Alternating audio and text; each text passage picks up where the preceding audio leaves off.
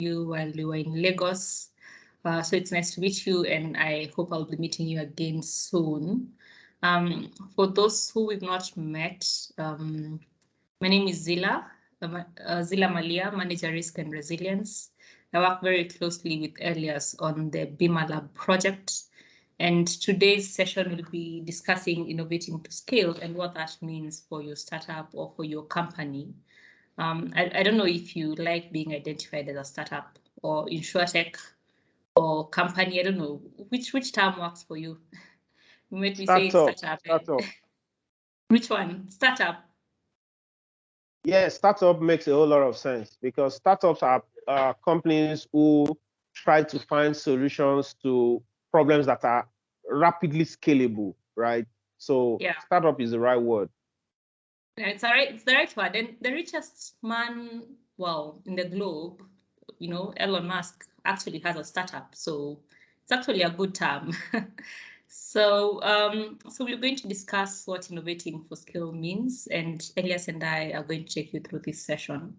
And as FSD Africa, we've not been involved as much in the other sessions, and I would just start by giving you an overview of who we are, what FSD Africa is, what we do, and then we'll move on to innovating scale. The first bit will be very brief.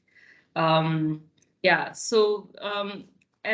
an organization, we work to reduce poverty by strengthening Africa's financial markets. When you talk of financial markets, we're looking at capital markets, we're looking at insurance, we're looking at banking. We've done quite a lot in banking before. At the moment, it's not our main area of focus, but yeah, we've done a lot of work in banking. We are mainly focused in sub-Saharan Africa, but recently we are moving to the northern part of Africa. So that's the Arabic northern part of Africa. So we are starting operations there as well, new projects in Egypt, for example, and the Arabic African part of Africa as well. We are a team of almost 70 financial sector experts, ranging from investment specialists, insurance, capital market specialists. So we have different specialists in the team, including definitely the operations team. So I know you've just met Elias and myself and Mark. I'm not sure if you've met Mark, but some of you have met our CEO. But you're actually a very big team. Well, big is relative, but I would want to say we have a good number, or we have a good team. Our vision is that we believe financial markets are the foundation of a fair and thriving economy. And I strongly believe this: try doing anything without money. And let's see how that goes. The financial market is the foundation of each and every economy. And for the economies to thrive, we have to support the financial markets. And in this case, we support the different the different pillars of the financial market. So, talking about money markets, asset managers, even investments, and we have different arms in the team. We are based in Nairobi, but we have teams all over Africa. We have, depending on where we're based, we have teams in Zambia, we have teams in London, we have teams in Nigeria. So we have teams in different parts of Africa, depending on the operations and the projects that one is implementing, but also their country of origin. So I would say we are well represented in the different parts of Africa. I would quickly like to talk about the challenges and the pillars and the tools, outputs, and outcomes, and what scale means for us as an organization. So we focus on specific challenges, those looking at the supply side and the demand side. So on the supply side, we're looking at policy, underdeveloped financial sector, lack of bankable projects, lack of technical capacity, data gaps, and on the demand side, talk of digital skills, limited access to internet, IT services, lack of trust in the digital environment, unmet demand for investment capital. Africa needs financing. And one of the ways of financing Africa is through the private sector. So as much as we work with governments, we also work quite a lot with the private sector.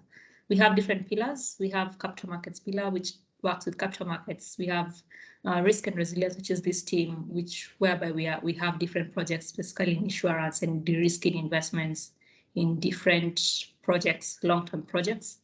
We have the digital economy pillar, which focuses on digital innovation. Then we have the investments and the Green Finance Transaction Accelerator. We mostly support our programs through grants and returnable grants, investment capital, providing technical assistance, knowledge management and data, and then making sure that we facilitate partnership and networks in the different countries that we work in. And what would we like to see at the lowest level? We are looking at innovative financial products and services in the markets, development of new policies, regulations, depending on the needs and gaps of the different countries, market infrastructure development, and increased capacity of collaboration between government, private sector, and civil society. So making sure that we bring the different partners together, we bring private sector and government together to discuss the challenges that are affecting our markets. On the outcome level, which is a bit higher, we look at having deep and more sophisticated domestic capital markets, increased financing to green finance. Our strategy currently is quite focused on green finance. So if we have innovative financial, we have innovative ideas that support green finance, then in this case, this would actually be in line with our with the outcomes that we would like to see: reduced currency and refinancing risk, improved transparency, and long-term, definitely improved climate change adaptation and mitigation. So hence the climate bonds and the green bonds that we've been supporting in the different markets. Increased employment and income generation opportunities, increased resilience to financial markets, and access to financial sector and public sector. Anyway, when we talk about scale, I will try to take you through this presentation. But when we talk about scale, for us as an organization, it might mean different from what it would mean for you as an organization. And that's what we'll be discussing today. We demystify what scale means and how would it apply in your case. For us, we are a development organization, and our impact is not just financial. It's about the impact that we are creating in the different markets that we are working in. How many people are we reaching? When you look at the financial sector, what are some of the tangible changes that we can actually see, depending, based on the work that we've done in the different markets. So change means different things to different, scale means different things to different organizations. And what it means to us might not be the same as what it means for you as an organization. So I would want to ask, what is scale? Before I get into the presentation, what is scale for you as an organization? What is scale for you as a startup? Yeah, Temi has mentioned that he prefers startup. So what is scale for you as a startup? What would you consider scale? Yeah, scale essentially is how many people can my product reach? How many people can benefit from my product? How many people need my product? How many people can my product essentially take out of the risk they are currently exposed to? How soon can I get to reach them? All of these are ingredients and factors that make up scale for PayU. Yeah. Thank you, Temi. Someone else? Can I volunteer, or will someone volunteer? Hello, this is Ashil. Yes. I think I will piggyback on what Temitope just said. The reach, how fast and how soon, and the impact that the product make in people's life. That's how, for me, I see scale. So the opportunity given that will not have been possible without a product. So it's more about how it benefit the people that I see scale. Yeah, and thank you. And you know, listening to that, I just hear how scale means different things to different people. I know some of you have not lifted your hands up, but for some of you, it's just how much, what's the bottom line? You know, what's the financial bottom line at the end of the day? That could also be scaled for some startups. And it's good motivation, because if you actually don't have the finances, it will be very difficult for you to actually reach those customers and scale your operation. So scale means different things to different organizations. For some, it means more capital, more customers, you know, effectiveness in your operations and efficiency. And the main question is actually, how can you achieve this kind of scale? You know, whatever scale means for you, should it be more capital, more customers? How can you actually achieve that? And I'd like to play this video. I'm hoping I'll just try play it. Let me know if you can hear. Can you hear?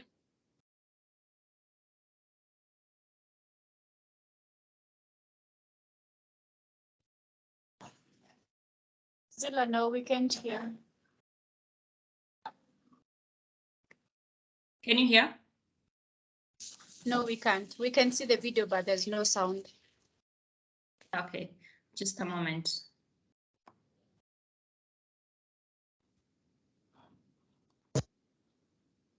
This is what's working, hire another rep. Can you hear? If Google AdWords and Yes, Can you we hear can. now? Yes.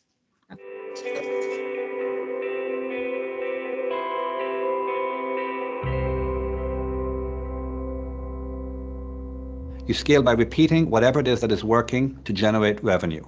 If inside sales is what's working, hire another rep. If Google AdWords and content marketing is what's working, spend more dollars on Google Ads. Simply put, repetition is the opposite of experimentation. You're no longer in experiment mode, where you're trying to find out something that works. You've found something that works, and now your objective is to repeat it as quickly and as efficiently and as often as possible to grow your top line. I think being ready to scale starts with the founder. If all the founder wanted to do was to solve a complex engineering problem, well, that problem's already solved. A founder who wants to scale is a founder who doesn't just want to build a product. If all the founder wants to get that product in the hands of customers, wants to see them use it, wants to get feedback, and wants to solve their problem, and by doing that, build a big company, there's a huge amount of change involved in going from being a technical founder pre-revenue to being the leader of a 10, 50, or $100 million revenue company. But the best founders want to do it because the best technologists want to do it. Because if all you do is build your technology and it stays idle, you haven't made a difference. Great founders want to build, and as Steve Jobs say, great founders want to ship. As you think about growing your business, and in particular how quickly you should grow, my strong advice is don't let the financial markets be the primary driver of what you choose to do.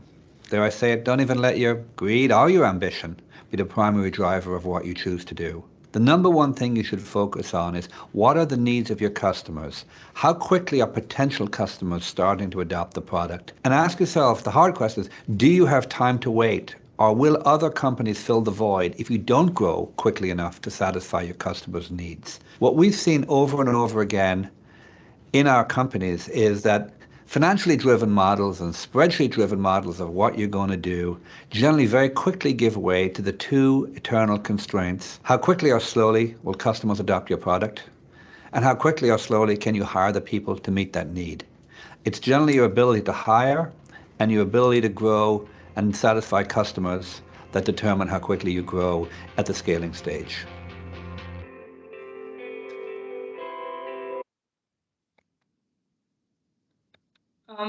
As you've heard, scale means different things to different people, and you achieve scale by actually knowing what's working for you. So is there a mode of advertising that's actually working, and how can you scale it up? How can you, for example, use that model to actually reach more people? Because it's about repetition. It's about, this is what is working for your company, which is different for different companies. This is what is working for you.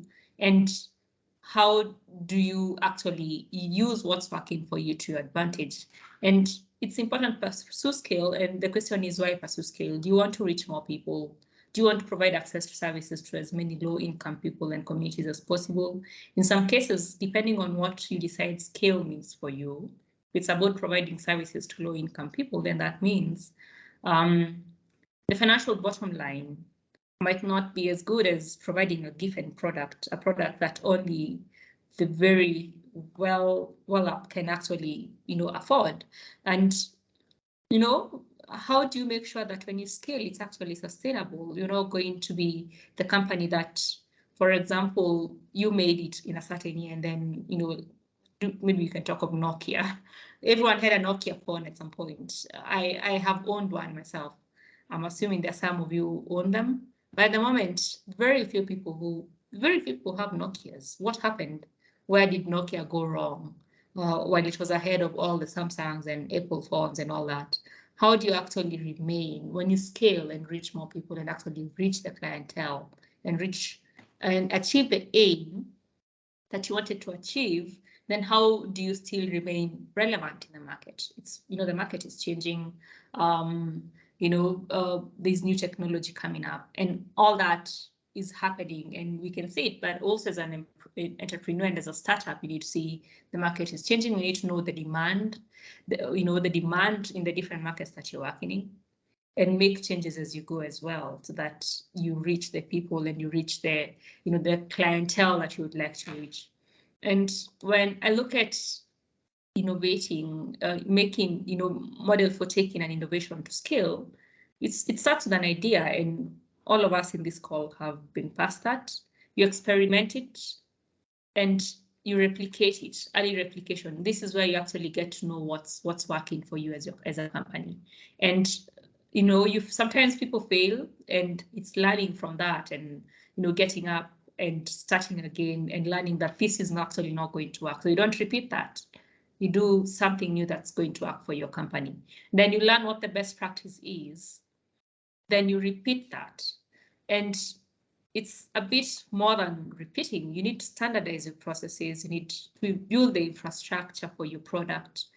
And the infrastructure should be able to support wide-scale rollout for you to achieve innovation to scale.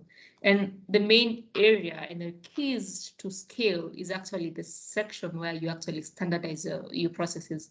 And in the video, we were talking about repetition, repeating that over and over again. And you can't repeat if you actually don't standardize your operations and your processes. So this is what's working. You standardize your process, you build an infrastructure. Does it mean, you need an app? For some of you, you need an app. For some of you, you don't need an app. Depends on who your target market is. You might be targeting people who actually don't have smartphones. So having an app would be a waste of money, right? So perhaps a USSD is what would work. Perhaps just cards is what would work, So learning what works for your clientele and the customers that you would like to reach, and then building an infrastructure and standardizing that, and then now scaling, having a wide scale rollout. And we look at different phases of doing that. And for most, and I'll just mention this in passing, we've had this program in different countries. We had this program in Kenya, and we had a discussion, Elias and I had a discussion with some of the startups, and one thing that came up was research. Everyone, at least most of the startups wanted to do research to understand their market, wanted to do an assessment about their market. And I think that's very important. You cannot serve a market that you actually don't understand. So understand the needs of your market, then evaluate, select the desired scale model that works for you. It's different, and it's different because you also have different ideas, you also have different products, you're reaching different people. It's all insurance, but yeah, we have different products. Then get the right partnerships. I'm hoping that after this BimaLab, and we are really getting close to the end of the program, we will have partnerships even within this cohort, partnerships, learning from each other and learning that for you actually to scale, you need to partner with your, with your colleague, you need to partner with someone who probably you considered a competitor for you to actually scale, for both of you to actually scale. So it depends. So you need to figure out what's most important. And And I'd like to hand this presentation to Elias, but before I do that, I'll just like to say that it's easy to compare how I am doing, how this other person is doing, but at the end of the day, when I look at the different products and the different startups that we have on this call, and this cohort specifically, I see diversity, I see very different products. And there might be competition, and you might think that there's competition, but maybe not. You know, the penetration rates in Africa are quite low. As much as we're talking about competition, it's a mass market. There are lots of people to reach with our products. It's easier if you actually work and partner to reach more people than actually think of, you know, each other as competitors. So partnerships are very important. Having the right partnerships are key to scale. And, you know, considering what your strength is, what your weakness is, and using your partner to actually you know, fill your gaps, you know, and fill their gaps as well. That's actually very important. And you know, most of the biggest companies have actually gone through mergers and acquisitions, and it's because people actually realize that partnerships is key for success, is key for one to scale, because you actually can have everything. So this was very brief, and the next part of the session is actually very interesting. And I'd like to hand over to Elias, and he will take you through the different phases of scaling. So over to you, Elias. Thank you.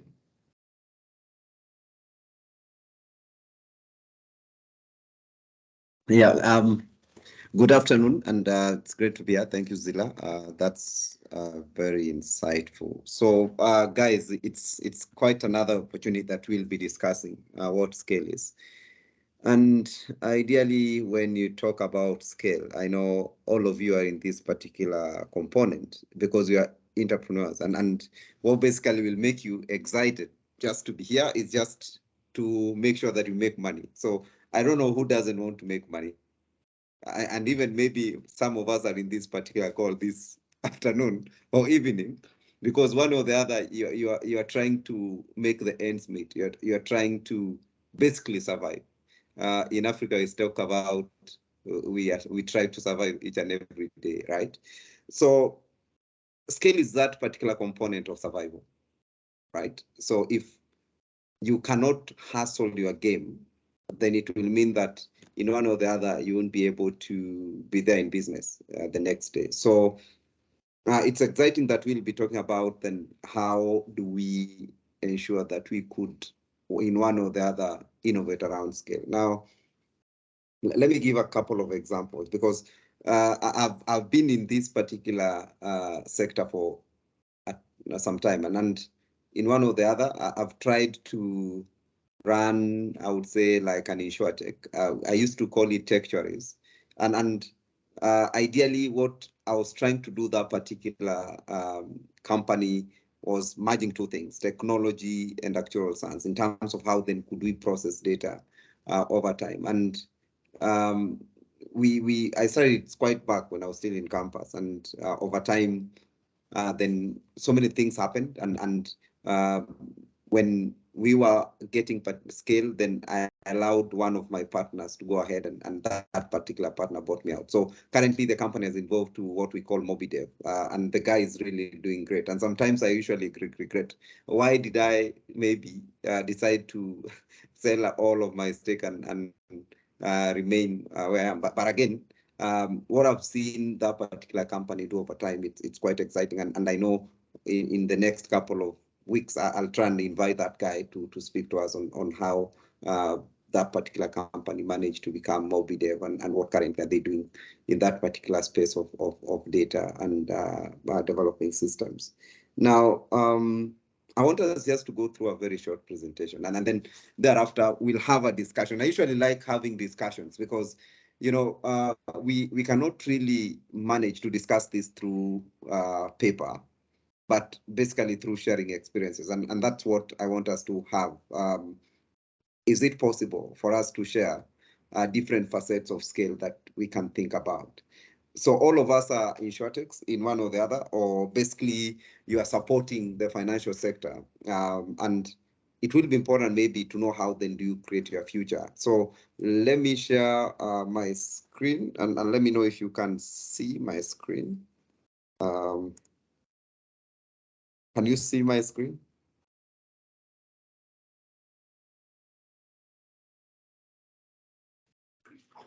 It's loading. Yeah, now we can see. So it's there, yeah? I'll just talk to you what I did with the Ghana team. So can you see my full screen? Okay. Yes, we can.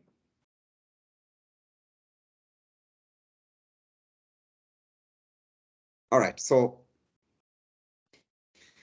the first component that I usually like talking about is how then we create our future, because that's the most important thing, is intentionally looking at how you create your future as an insurtech. And when that basically comes in your mind, what you need to do is basically to look at what kind of service do you provide. So when we talk about insurtechs and what basically comes into the fore is that you work around the insurance ecosystem or the insurance value chain. And within that, the first thing that an insurtech needs to do when they want to scale is to kind of break down the insurance value chain into 3 facets. You can even break it further if that is something that you want to do. And most of the time, we kind of break the insurance ecosystem through maybe distribution, then risk taking, then maybe claims management and all that. But today, I just want us to break it into 3 facets. So just think about the front office, think about the middle office, and think about the back office. Then you kind of look at which areas have evolved in terms of advocating or embracing technology, and which areas have remained stagnant. Because in one or the other, you wouldn't want really to outcompete some of the areas that have really managed to evolve over time. So for instance, if you look at the front office, and what you'll be able to see is that those particular areas that are in, is it maroon or red? It depends with you are art and craft teacher. If you went to school when all of us were quite young at that time, and now we are a bit old. So you'll be able to see that at the front office, there are 2 areas that you need to think about as an insurtech. And that's to deal with innovation and channels. Now, somebody might ask, then why is it that we are not going to deal with things like growth strategy, marketing, sales and distribution, and products and services? Now, if you look at maybe something like growth strategy, there's one or the other a company can manage to work around their growth strategy. And this can come in many ways, particularly within the insurance setting. You'll get that if a company, an insurance company wants to outcompete the other company, you know what they do? They kind of work around price. So they'll kind of lower their price. And that's basically what is highly predominant in an insurance setting, which we call undercutting or underpricing. To basically deal with our growth strategy. And most of the time, the focus is on the top line. Then talk about marketing. Marketing has gone through evolution, right?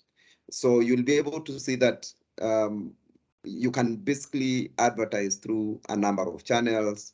You can use a number of resources around marketing. So when an innovator looks into marketing, might not be quite a point of creating the future. But think about innovation, because the insurance industry has been quite slow to innovate. They have been waiting to see what innovations will come through to kind of destabilize them. And they are still comfortable because at the end of the day, their customers do not have a choice, or there are no choices have been created for this particular customer. So it's important to maybe think around how then do you innovate. And innovation will kind of look at a number of things. So for instance, you can look at ways around sales and distribution, because already we know the traditional channels of distribution that are there. You need to send somebody, you have an agent somewhere, and that's a guy that whenever your cover is over, you need to discuss with. The products and services are still the same. Like if today, and I kind of also blame ourselves in one or the other, because I'm an actuary by profession. So ideally what happens is that when we are told to price, we'll kind of bring all the principles we talk about, the time value of money and the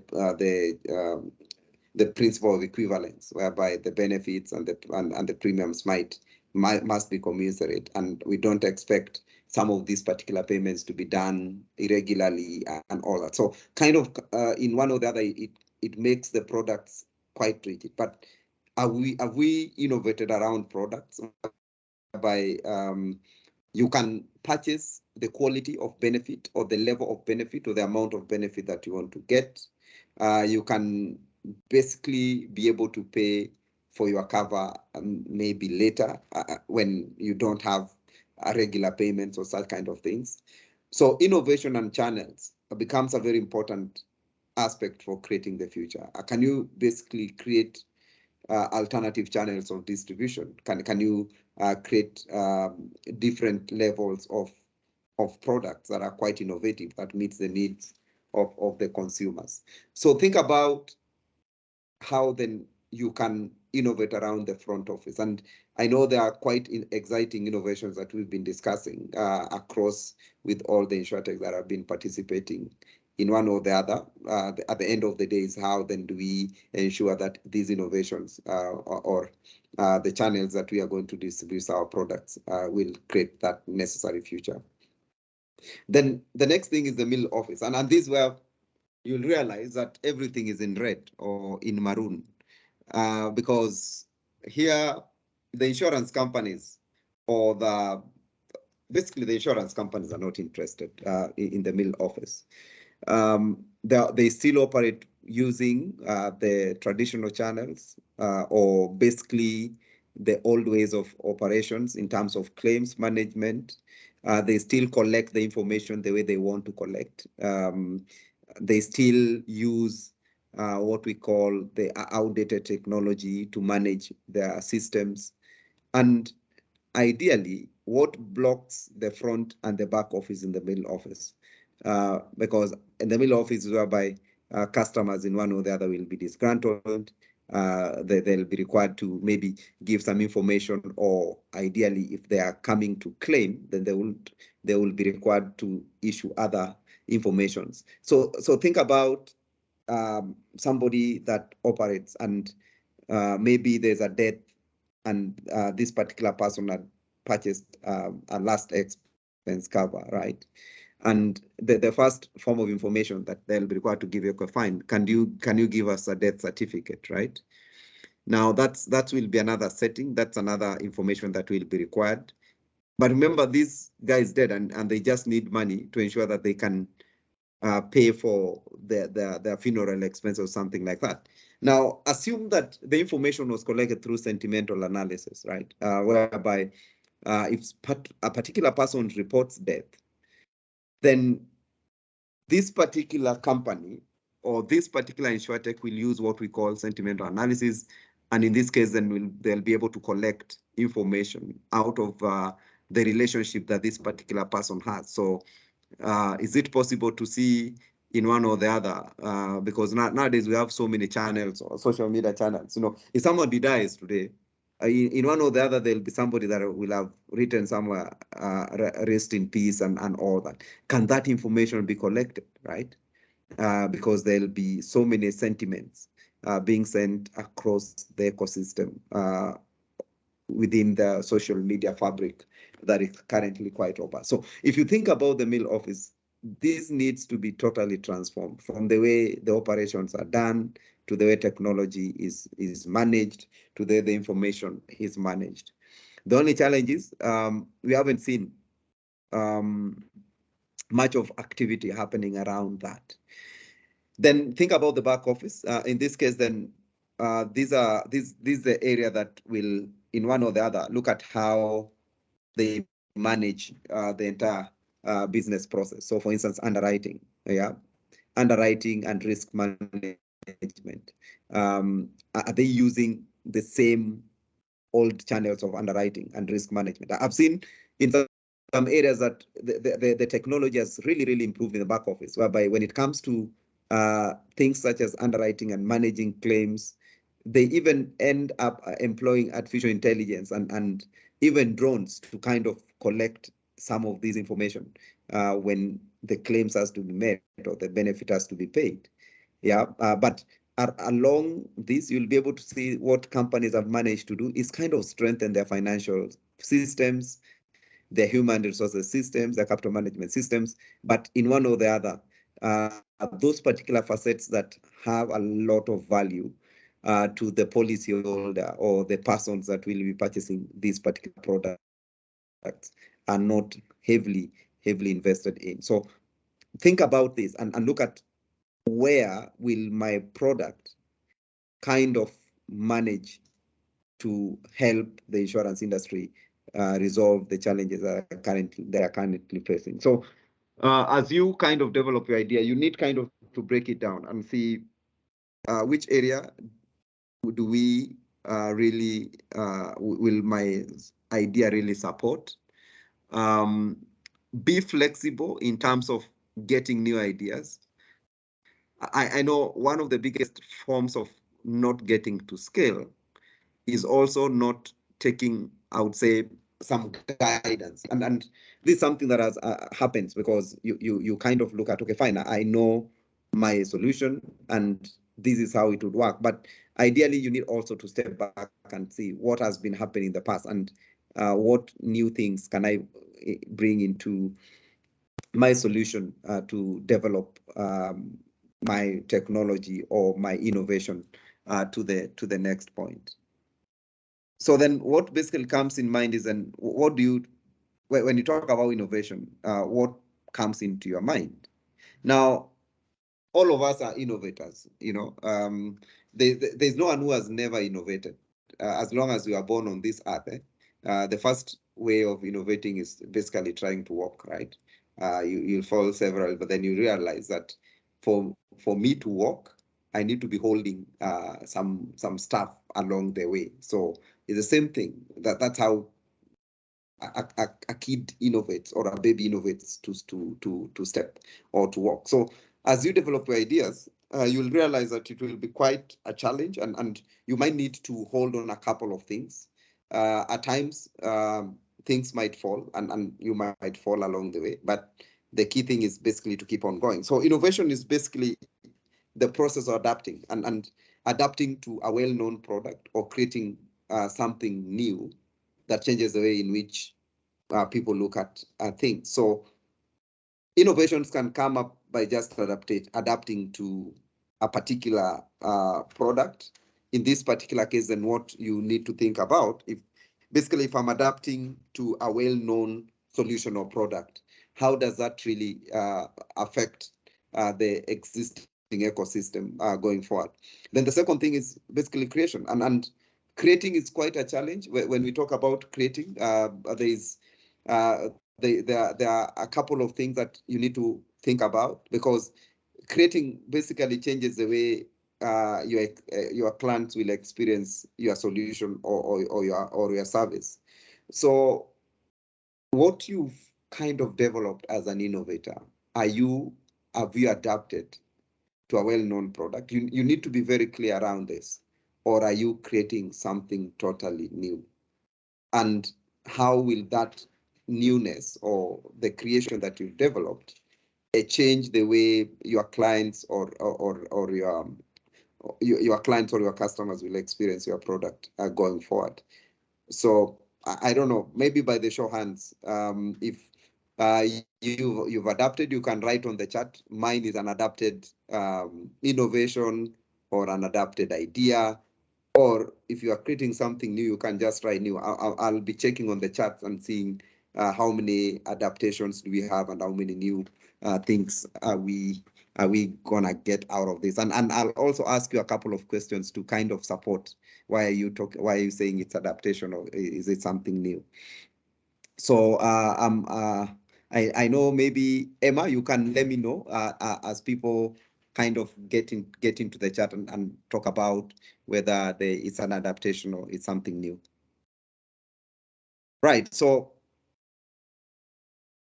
the key thing of getting to scale is addressing a challenge. You know, some of us would want to scale, but you're not solving any problem. You're basically solving the problems that are on your own imagination. You know, sometimes you can imagine a lot of issues until you might think that you've solved a particular challenge. Well, that might not be the case, but I usually say that there is something that you need to do as you try to basically scale, but also try to create an innovative idea.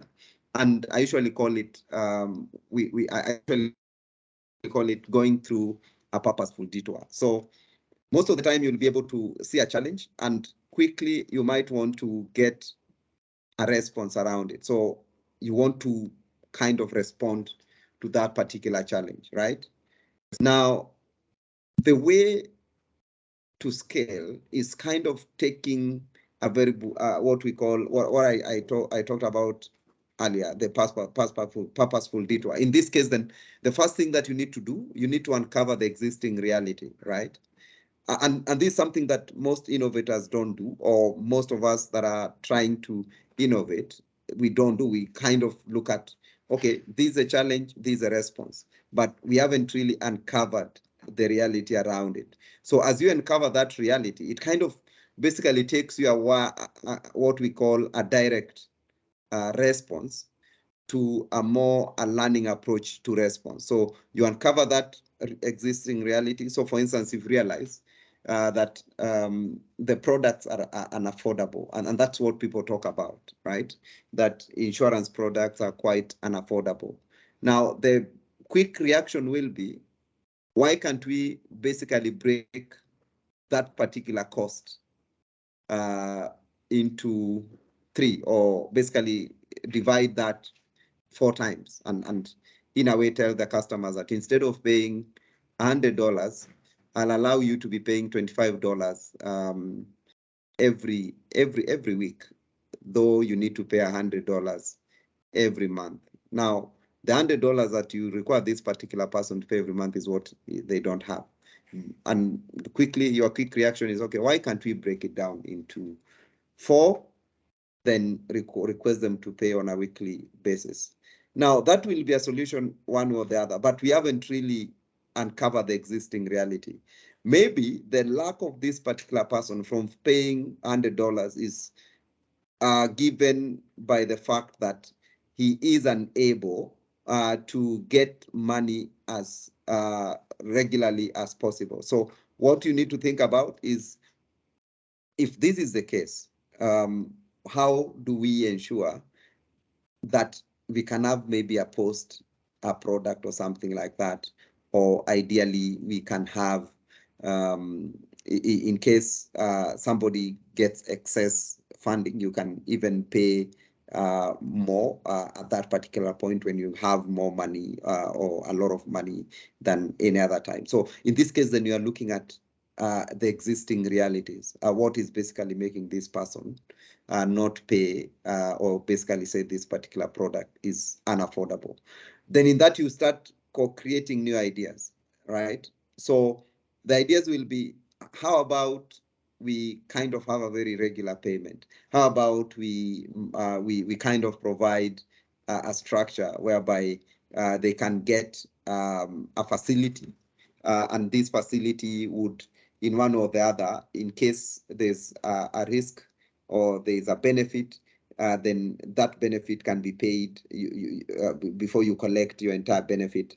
Then some of the payments might really go to what support or the facility that you have gotten. So ideally, you're trying to create different new ideas and innovations that will support the new ecologies that you will be developing. So having this way of addressing a challenge basically enables you to scale. And in this case, then you won't be able to just stick to one way of responding, because at each and every point of you uncovering the existing reality, then you'll be creating a new ecosystem of customers that you will be addressing. Over and above that, these particular customers also, in terms of their value and in terms of the challenges that they are facing, they change. So you are not going to have a stagnated customer.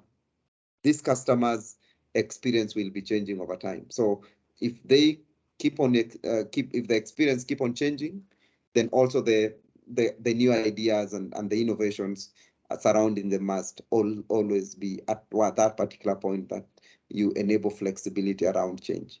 That basically gives you an opportunity to look at how then you could continually scale your innovations. So let us think about the issues that you need to consider when innovating in the insurance industry. And I know most of you are aware of this. This is not new. As long as you are in InsurTech and your focus is closely to deal with customer needs, provide differentiated products, and expand insurance coverage, then in one or the other, you've kind of gone around these particular issues. So for instance, when you think about accessibility, what basically you'll face as an innovator is the traditional channels. And these traditional channels will give you some form of competition, right? And again, these traditional channels have one way or the other of giving a human touch to maybe what innovation you are trying to bring into perspective. So ideally is not basically wishing off some of these channels, but looking at how then you can still innovate around them and use them in terms of giving that human touch to the solution that you are providing. In this case, think about you becoming a super agent.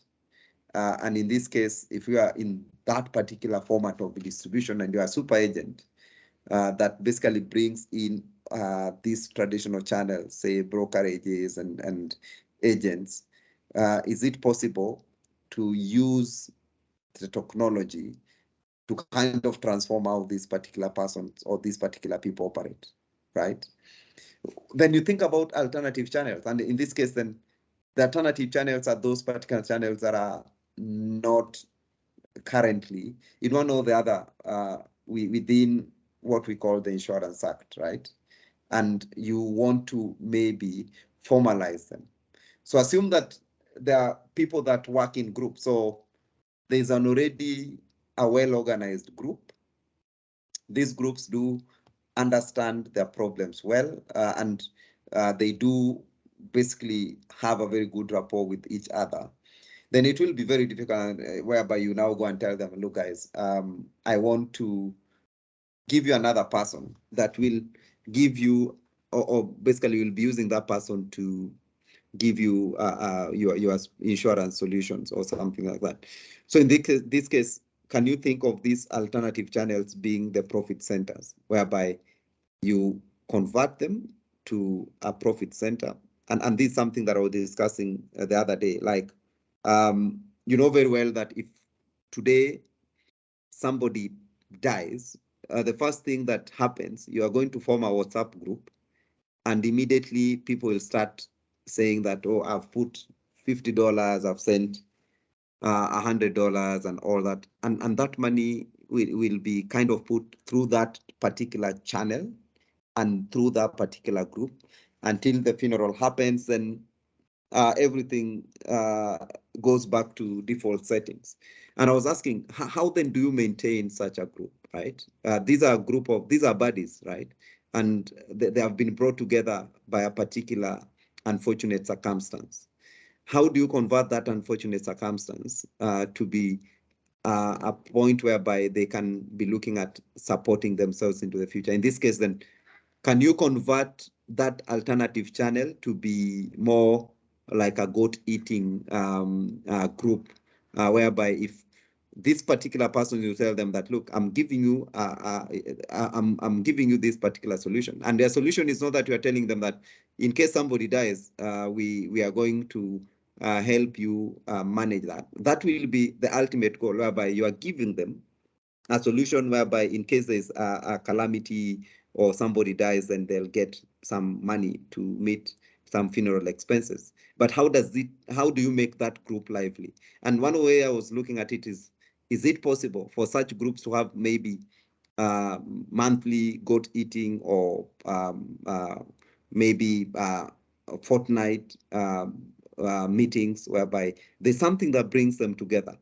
Ultimately, you are basically trying to create resilience around them. So different ways of using alternative channels of distribution. Then ideally, you think about inclusion, right? There are so many people that are excluded. We've been saying technology is one of the silver bullets, which might not be the case. Technology is just an enabler, and we need to look at what needs to work with technology, because it's just like basically saying, okay, fine, I'm happy to innovate around this, but at the end of the day, we need maybe products to ride on those forms of technology. We need value-added services to support technology and some of these particular things. Then limitations, whereby you think about a group or areas where there are no ways of accessing them. There is no internet. There are no smartphones. So you need to also innovate and think about scale at this particular point, because if you cannot innovate beyond limitations that you are going to encounter, then innovating around scale will be quite a very difficult component. Then the second thing is credibility. And in this case, credibility in terms of education. Do people really understand what you are talking about? Okay, do you want really to make them understand, right? Or if you are basically providing a product and you want to make this particular person an insurance expert, then you'll never gain scale, because his work is basically, I'm faced by this risk, but look, you want to turn me to be an insurance expert? No, that will not be the value that he really wants to get. So in terms of credibility, as we are kind of giving knowledge on what, and I've seen, we talk about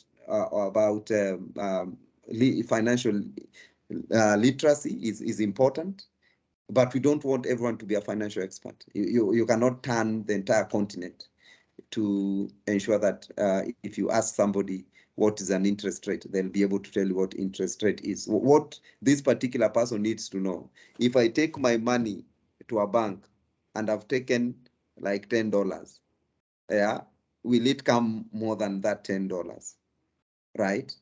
And if that is the case, then you'll be happy, because you'll realize that it's like I'm planting this money somewhere, and this money will kind of get some fruit or something of that sort. So education is something that you need to, in a way, think about keenly when you are innovating to scale, so that you need to know at what level you will be providing your education and making these people understand. I shall say having an idiot-proof solution is the best, rather than having a very, I would say, complicated product. So make it simple. Make your product simple.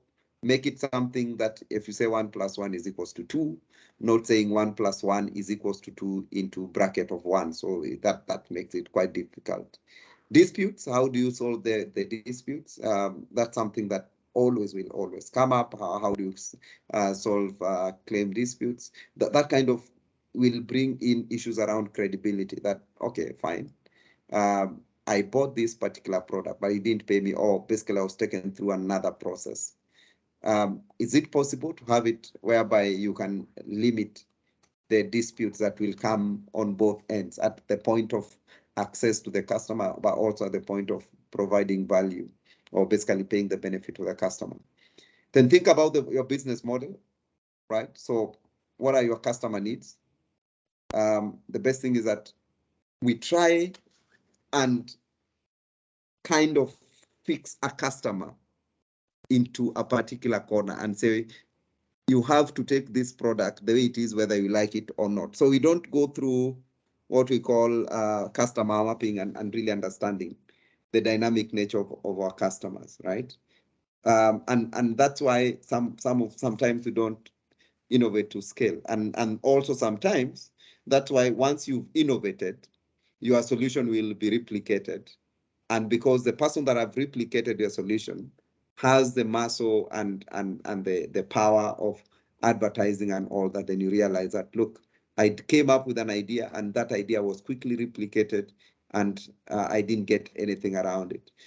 The only way to survive around that particular aspect is innovating around the customer needs and basically ensuring that if the customer needs changes, your product will kind of go with it. So it's more like having the clay on your hand and shaping that based on the customer needs, or basically allowing the customer to have that clay on their hand and shape the way they want it.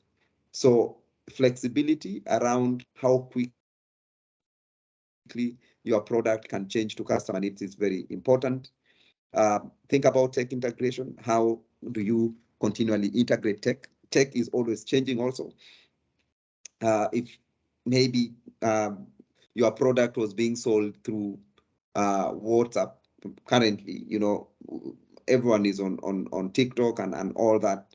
Can we see like insurance going through that direction, right? It's something that we need to think about and integrating it through that particular channel, right? You know, one of the key things that I've been saying is nowadays, you know, people create content, right? And all those, the people that create content in one or the other do have what we call, they do get some royalties around the content that they create. And interestingly, they don't have cover.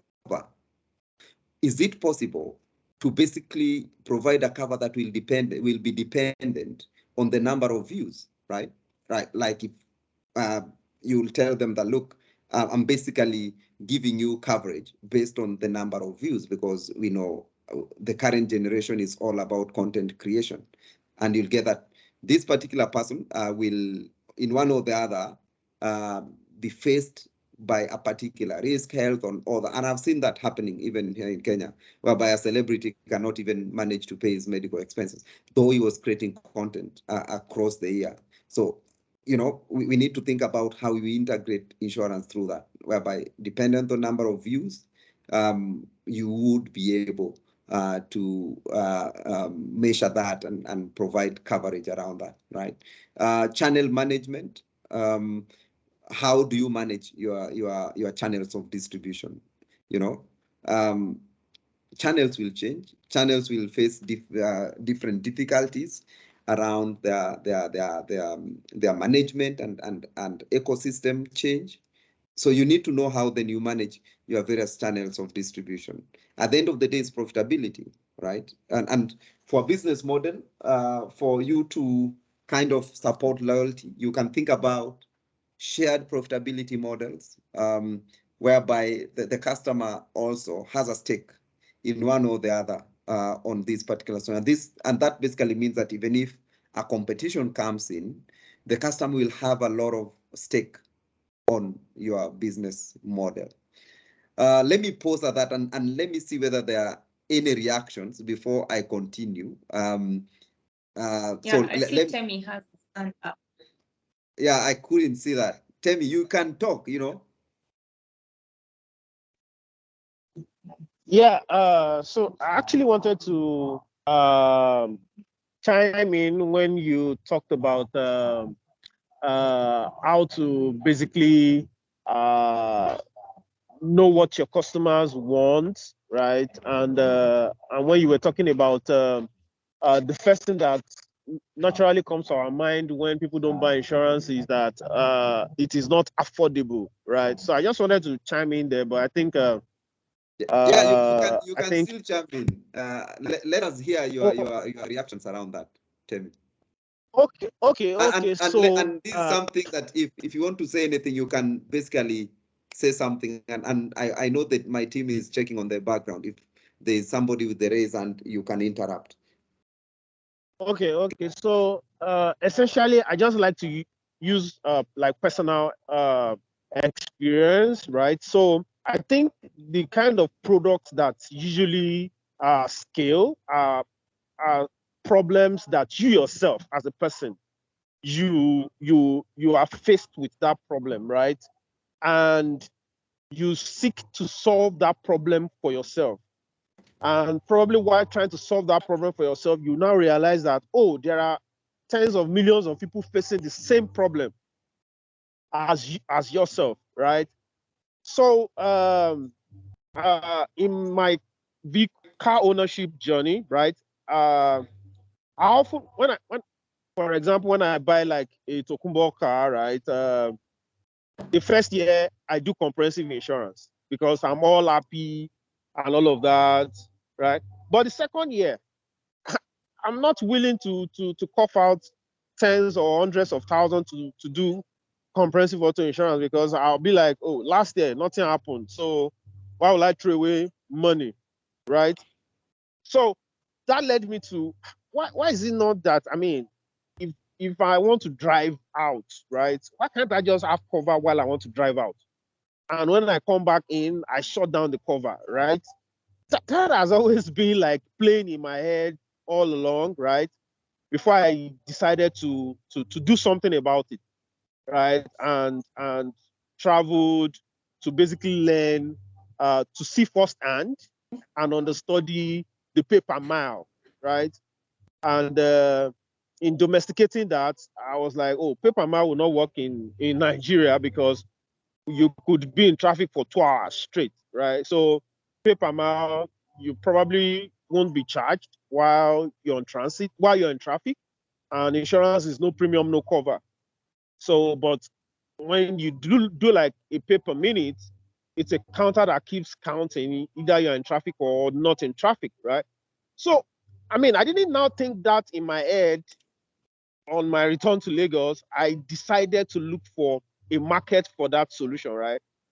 Got into ride sharing, felt the pain point of over 82,000 drivers, right? Understood what the pain points are because myself, I experienced it while I was with them.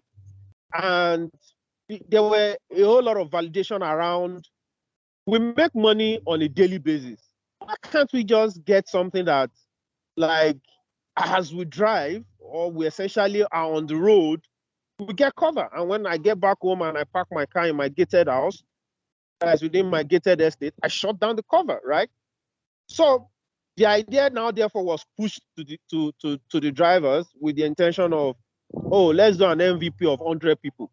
I will go over 400 people signing up within a week, right? That, oh, I want to travel. I'll just need cover for 2 hours journey. Here's the premium. You know, her and the insurance company, we just wanted to run it for a month, but we eventually shut it down in 3 weeks because we had so much of video, so much of content to deal with on WhatsApp. So essentially, right, I very much feel that scalable solutions are first of all the problem you as a founder you're facing. Then you then you go ahead to seek to solve that problem for yourself, and you later now realize that, oh, tens of millions of people are even facing the same problem. So why don't I commercialize this, right? And the people you now intend that you want to sell those solution to, you therefore get involved with them, right? Get to sit with them, get to know them more, right? And this could take you 6 months, it could even take you a year, because if you stop somebody by the road and you're interviewing the person will not tell you anything, right? But when you begin to dine with people, when you begin to eat with people, you both share the same kind of thing. They see you as their colleague. They will open up to you, right? I mean, they'll tell you amazing things that you would not ordinarily find out from sending surveys or sending questionnaires or stopping people by the road to ask them questions, right? Now, for example, I and Elias, if we sit down somewhere and we're talking, Elias will tell me more things, right? After he came to Lagos and we met and we had conversation. But before he came to Lagos, if I call him on the phone, he won't talk, right? So that's the essence of, like, you get to know people, you get to sit with people, dine with people, feel the heartbeat of people, feel the pulse of people, right? and it essentially opens up what you are looking for as an entrepreneur that you want to lash on to be able to have a scalable product. So that essentially is just what I wanted to chime in on as regards our journey, our product journey at PU, and what I think. Thank you for allowing me to chime in, Elias. Right, thank you. And Temi, you know, I've been having problems. I know in Africa we have problems with money, so we need to think about, because you say as a founder, we can work something around that and see how we could support in making people make more money. Yeah, so great, and that's in essence what we kind of were talking about. We need to realize the needs, and these needs can be what you've come across as a person, but also just to look at how then other people are affected by some of the things that they need to be resolved. So customer needs, and also maybe Temi, it will be important to look at the evolution, right? Because also these customers' needs will evolve over time. I know right now, and where maybe this need was, and based on the different changes in the economic environment, issues around competition, issues around regulatory environment. These are issues that will affect your scaling, right? So it's not only about the business model, the customer needs, but also you need to be aware of the economic environment, right? I know we talk about when maybe currently people cannot pay for premiums, and what comes in mind is that what is the next thing that we can use as a form of payment. And I remember, if you look at a company like SocialCare, but they are saying, okay, fine, if you cannot pay, we will be able to collect waste and kind of convert that, right?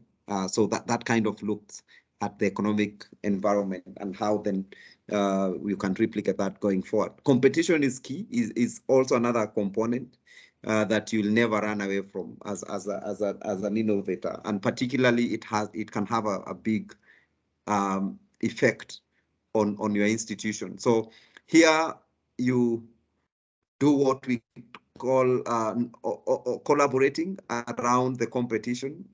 You realize that there are some certain aspects of your business that instead of competing, you collaborate with another institution, and that will give you more scale, more market.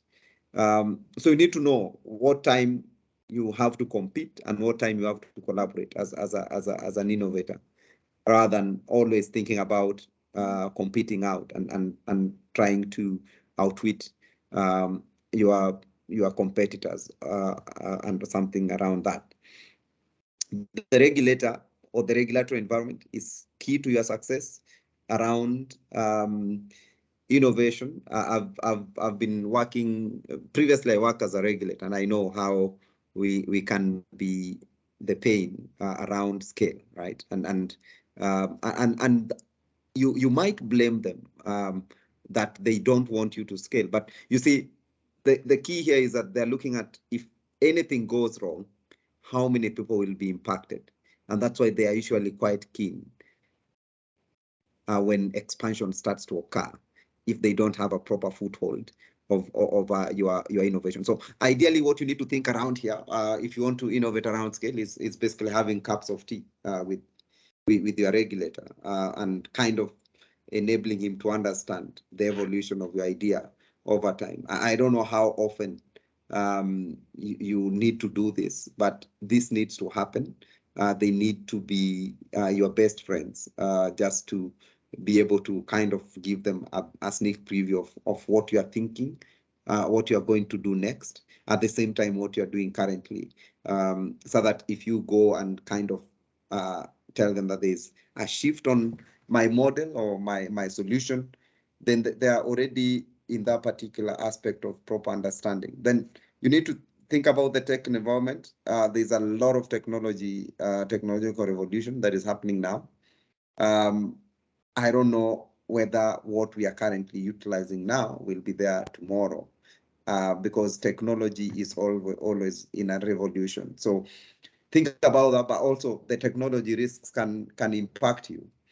and can harm your scaling, right? So assume that there are cyber attacks or cyber issues that affect or can affect your business. How do you ensure that these attacks are managed or are minimized or are controlled, so that you don't end up exposing your business processes and your business solutions going forward?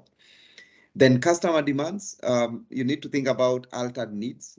So even if we are providing a particular need, can we be able to alter them? Can we be able to give other preferences? Can we be able to enable them to have a choice around what needs that they want to be, they want you to resolve, right? Think about service experience. You know, we talk about insurance giving the peace of mind, and when you talk about the peace of mind, there is only one thing that comes to your mind, the financial value, right? That if this particular risk happens, then we are going to compensate you, right? So the key thing here is compensation. And that's what most of the time we want to basically drill down to these customers, that our work is to compensate you after this particular risk. And we forget about what we call the experiential value, the experience that they're going to get, right? So is it possible that over and above the solution that you are developing, you're not only looking at the current financial value, but you need to look at the possibilities of providing the experiential value. At the same time, having some aspirations around how then you can even measure this experience that they are getting out of just getting or signing up for your product. So in this case, think about value-added services. In this case, you can have meetings with them over time. You can maybe share some interesting information that they need. You know, again, you don't just share any information. You need to share some specific information that they believe that they need. You need to understand what they want to experience and kind of provide that. Then consumer behavior preferences is something that needs to be thought through when you want to innovate for scale. So basically what I'm trying to say here is not only the product.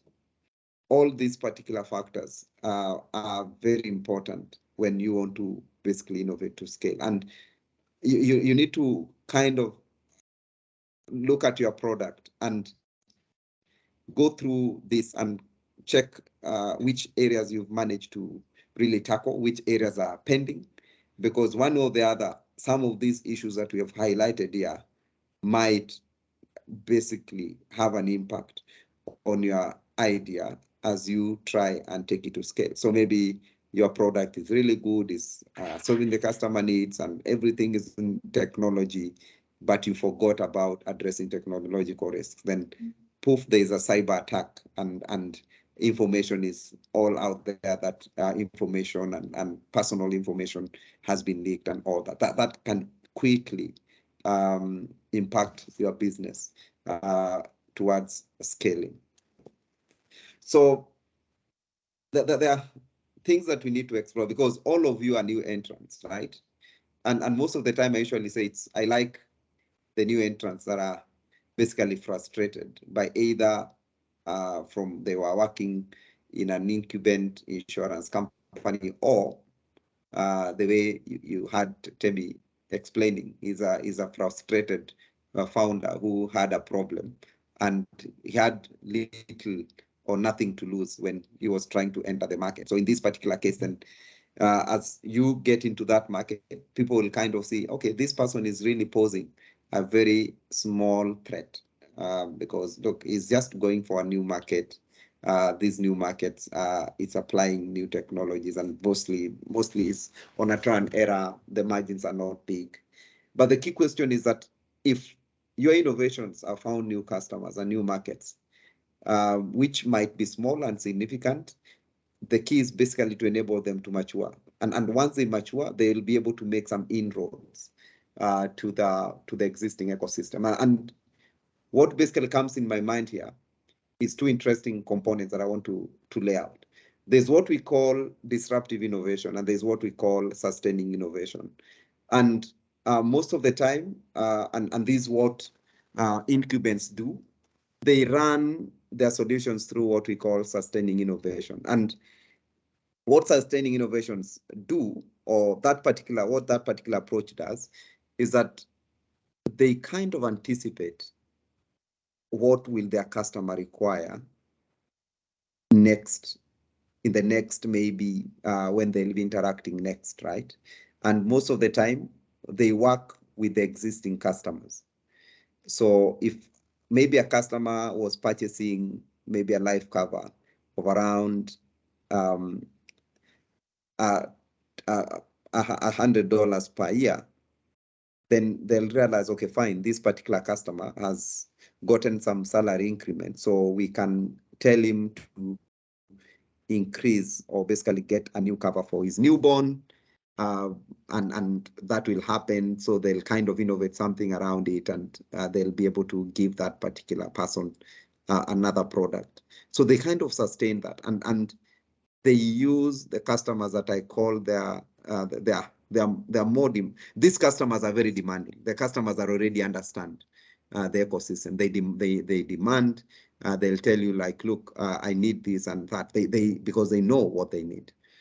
Then there are these other innovations. We call them sustaining innovations, disruptive innovations.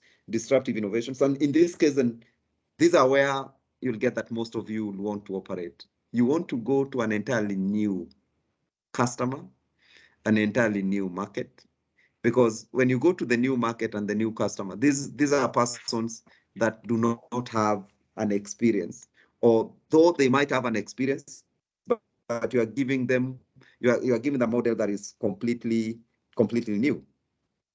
So why am I advocating for disruptive innovations?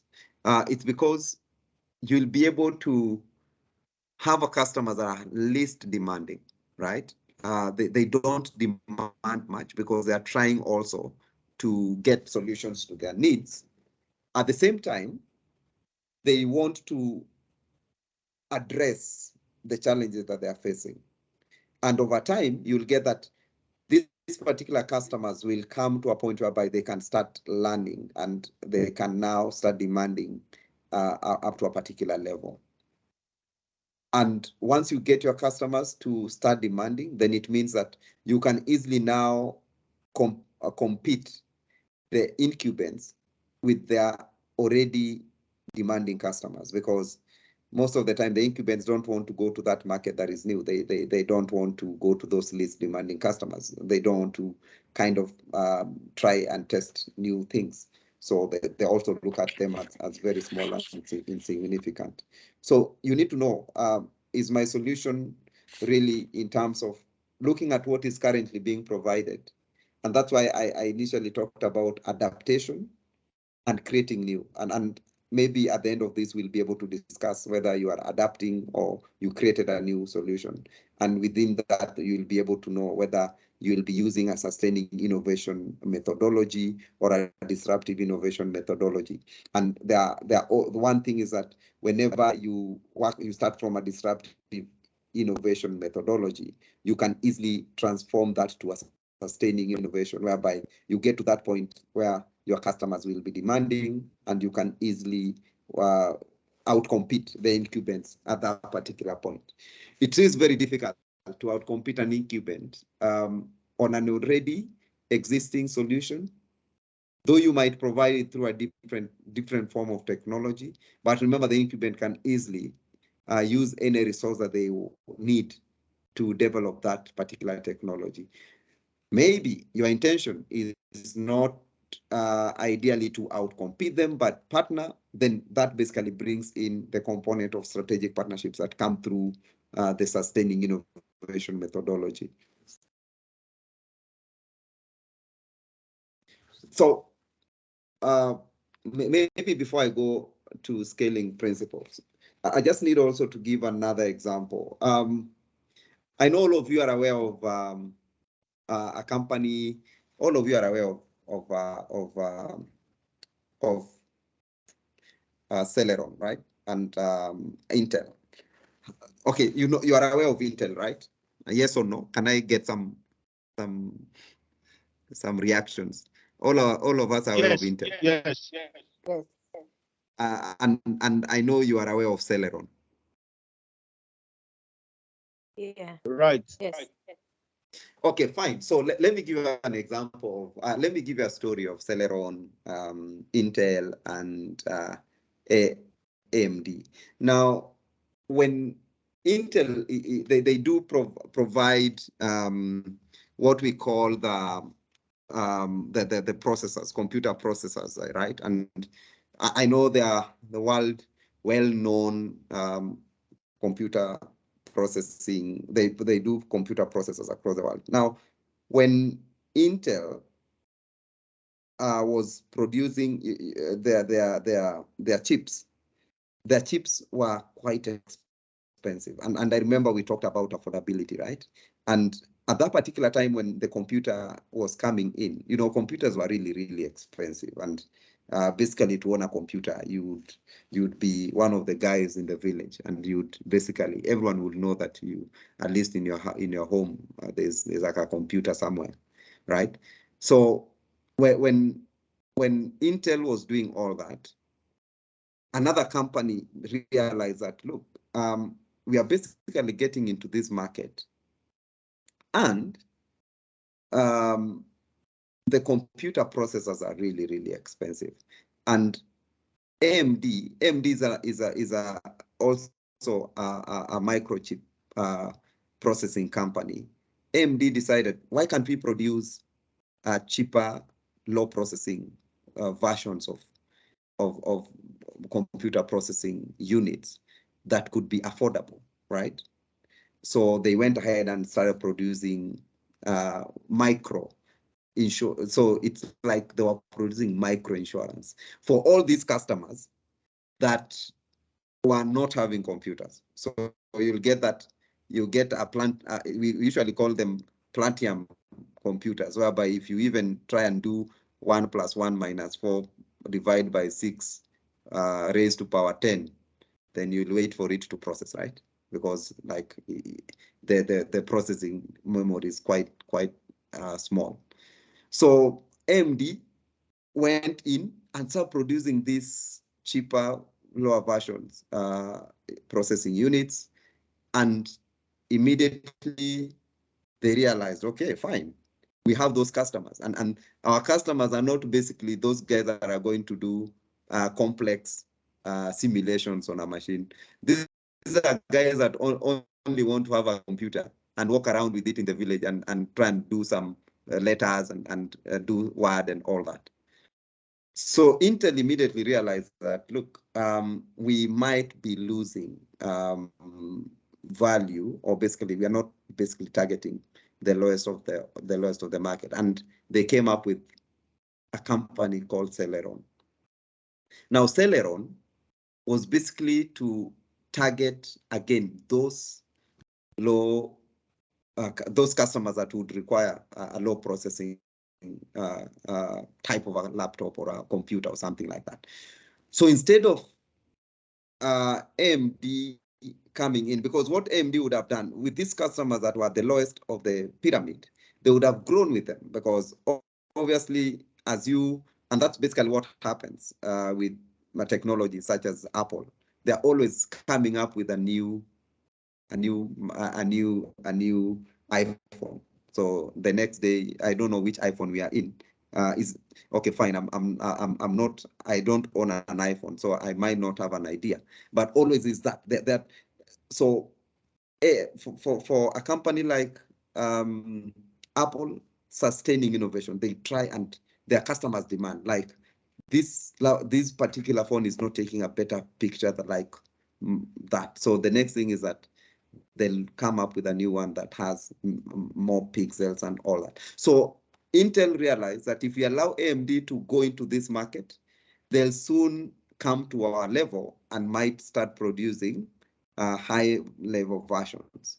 So they came up with Celeron. Interestingly, I know all of you are aware of Ford and Toyota, and how Ford and Toyota operated in the US some time back. Now, when Ford is a UK brand, a US brand of vehicle. So they were producing high valued vehicles for customers. And when Toyota came in, Toyota started producing cheaper valued vehicles, and they couldn't see that threat. So they said, okay, fine.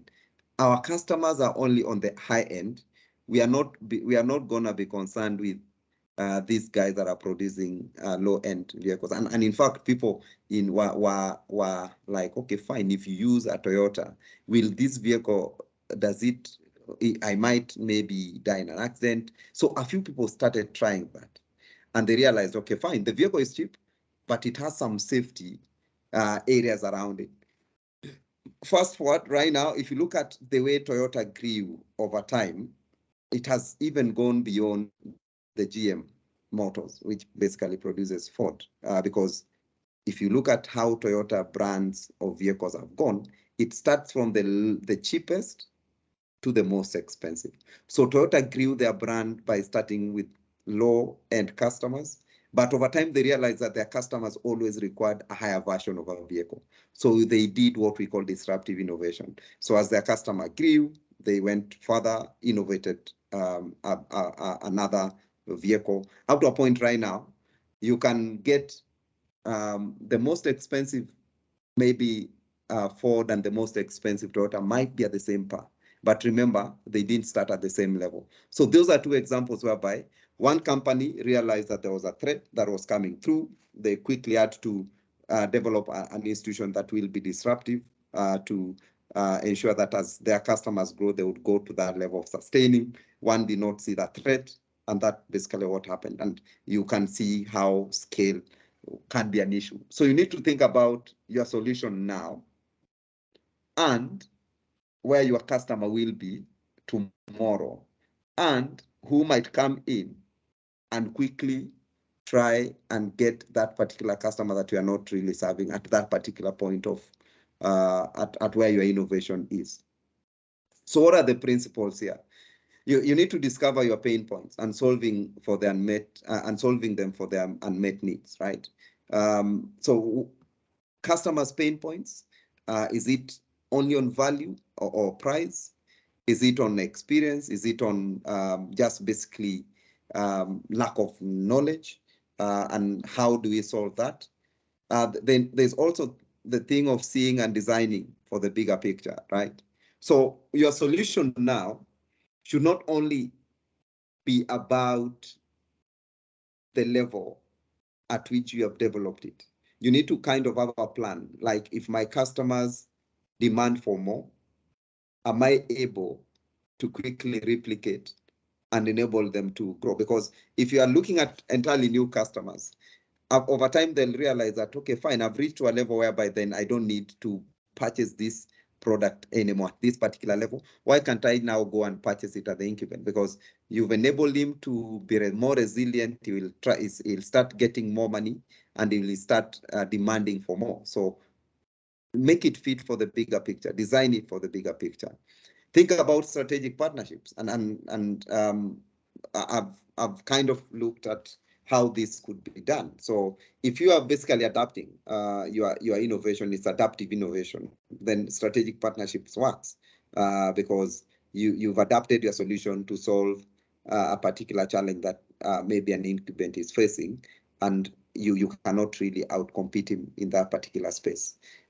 Again, if it's a totally new, then think about disruptive versus sustaining innovation.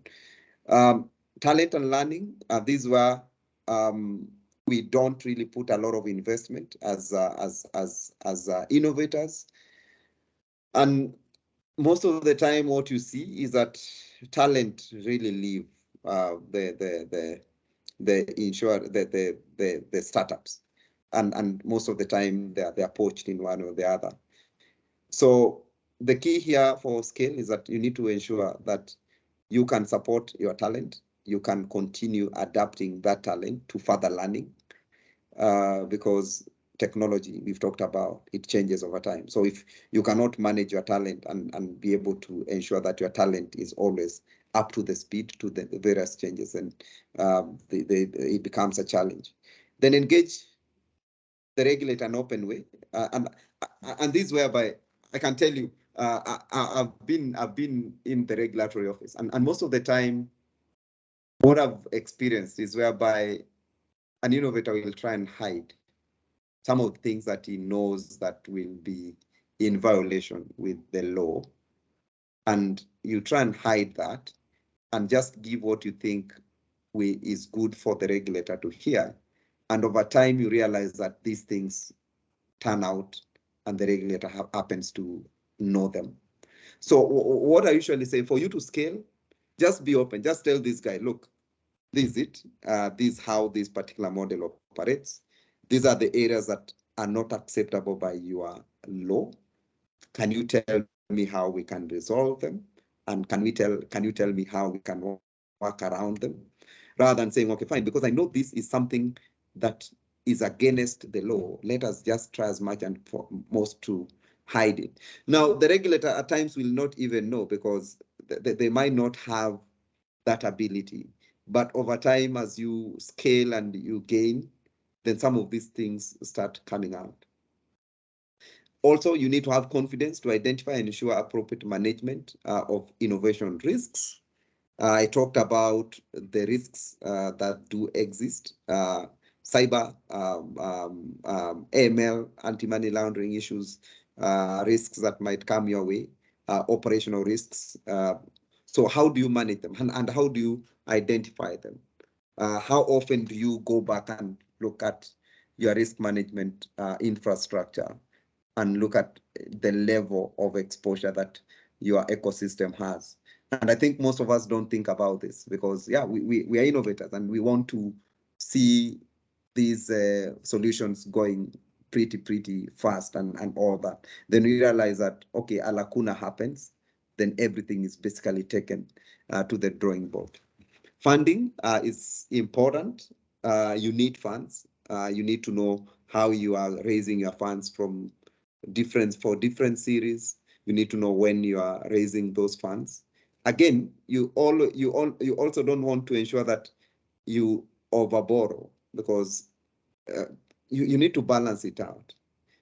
Most of the time you'll get that you tend now to be so much aligned into funding that you don't continually innovate.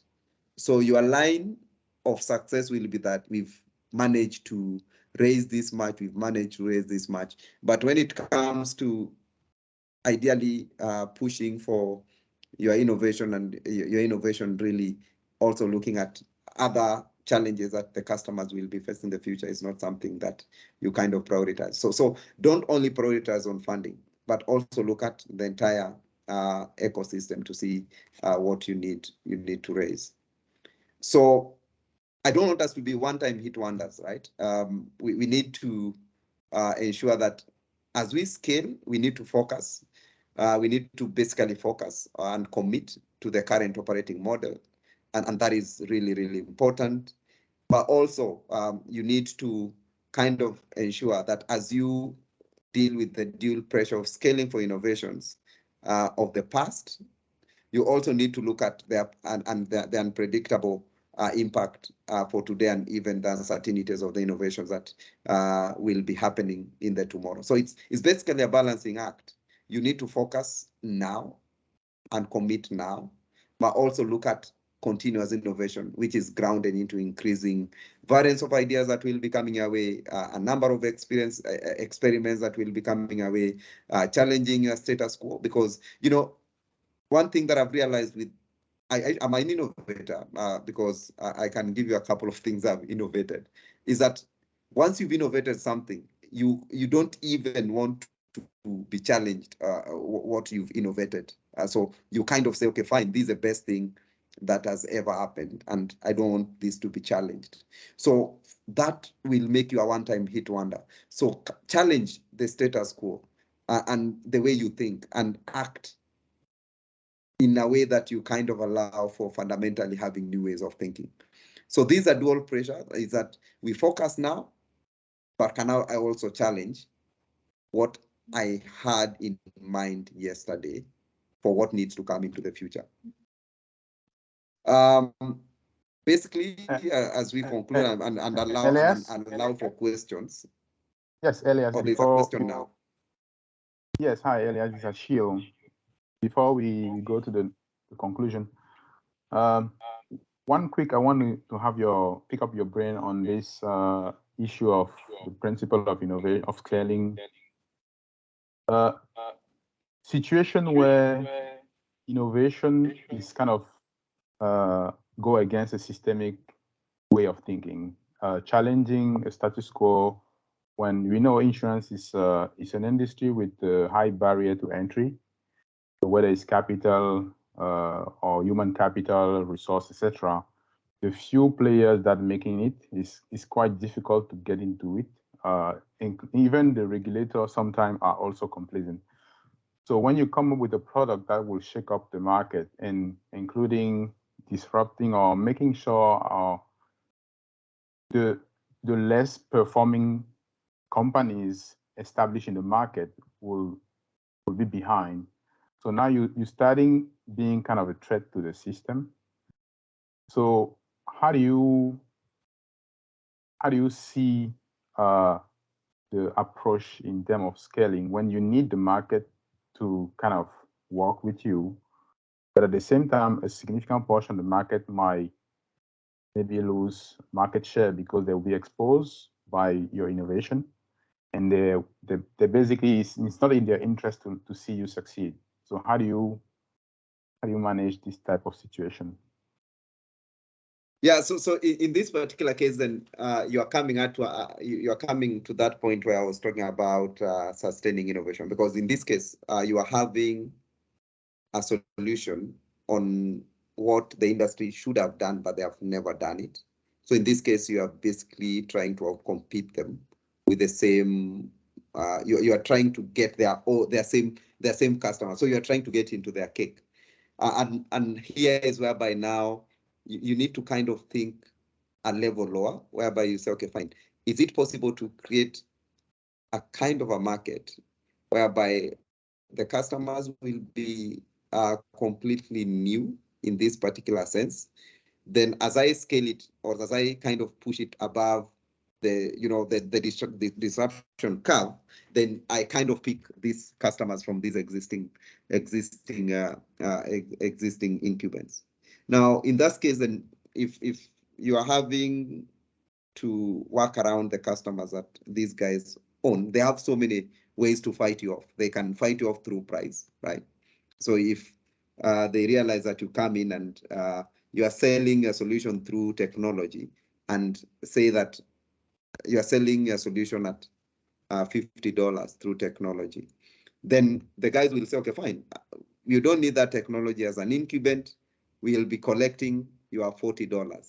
Do you think that the next day somebody will come and say, okay, fine, I want convenience than cost? They'll say, okay, fine, to hell with using this particular channel, I'll still use the way I was doing it and pay that $40 rather than paying the $50 through. It's only the most demanding customers.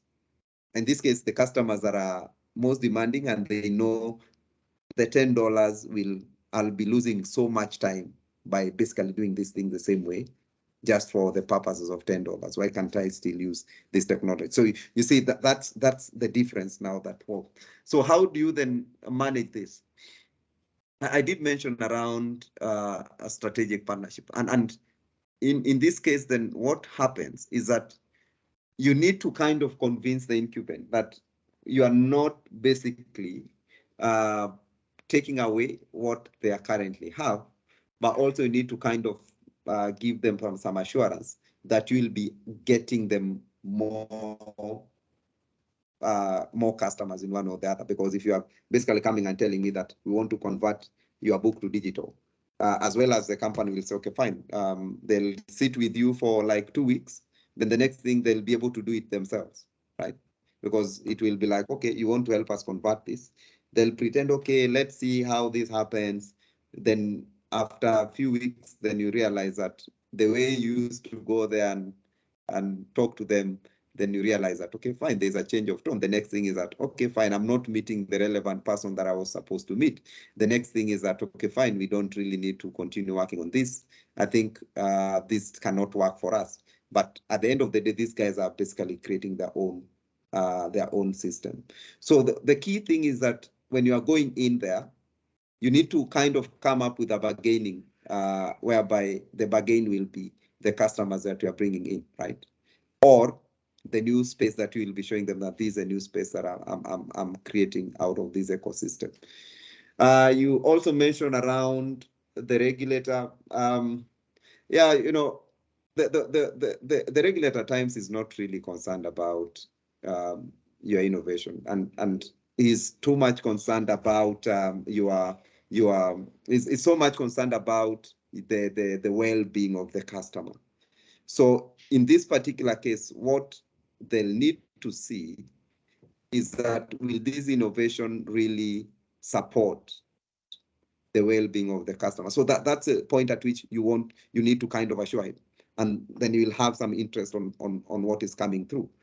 And even in terms of how frequent do you report, right? You need to give me assurance that, look, I'm using this particular platform. You can plug in, and I'm able to give you an API to see what's really happening and get customer sentiment around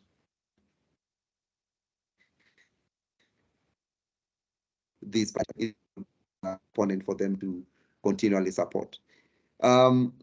Another thing is that I did talk about talent. You know, as you are innovating, you know, you'll be exposing a talent to these companies or incumbents, and most of the time you'll get that the next thing that they do is they pick some of your key persons, and those are the persons that kind of will be working in those particular institutions. And that's why I did mention that you need to challenge your status quo. Keep on learning, keep on experimenting, keep on coming up with new ideas, so that the product is what keeps you on the game. Your solution is what keeps you on the game. It's not what you developed previously, but the kind of evolution that your product is seeing over time is what, even if there are so many competitors come along the way, the customer will kind of stick with you because of the change that they kind of see in terms of the financial value and the exponential value. Yeah. Any other question before we go to conclude? I have a question. Yep. Good evening, everyone. Yes, so thanks a lot.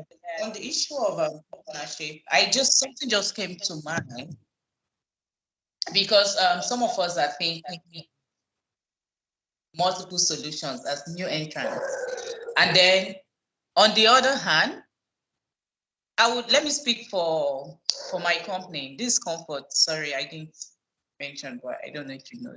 So I was also thinking the fact that on the regulatory side, anyways, I remember I had my office yesterday, but it didn't occur to me, but it's just crossing my mind right now.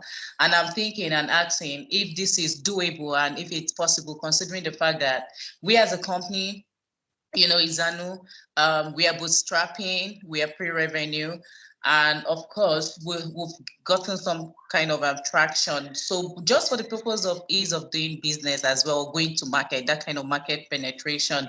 So is it possible for the regulator, is it possible, I don't know if we should be having this conversation with the regulators, or FSD Africa would do that on our behalf, right? So I'm now thinking, if the regulatory requirement for us to operate is to get some sort of approval or pay, this is just an example. So we need to pay like 20 million naira to get some sort of license and all of that. But because we are still at a stage where we're doing a proof of concept, is it possible, or would the regulator, you know, permit us to just go ahead, go to market, prove our concept, then come back and then meet all of those kind of requirements? Is it something doable? I'm just thinking out loud.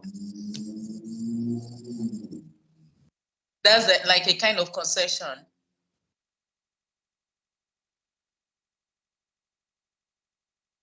Yeah, so let me chime in on this. So that there are various ways in which different regulatory models have been set, and there are various regulatory tools that could be employed, and it will depend highly with the regulatory authority. So, for instance, we know we've been discussing this closely with NICOM, and there's like a sandbox regulation that they're still working on, and we've supported them to work on that.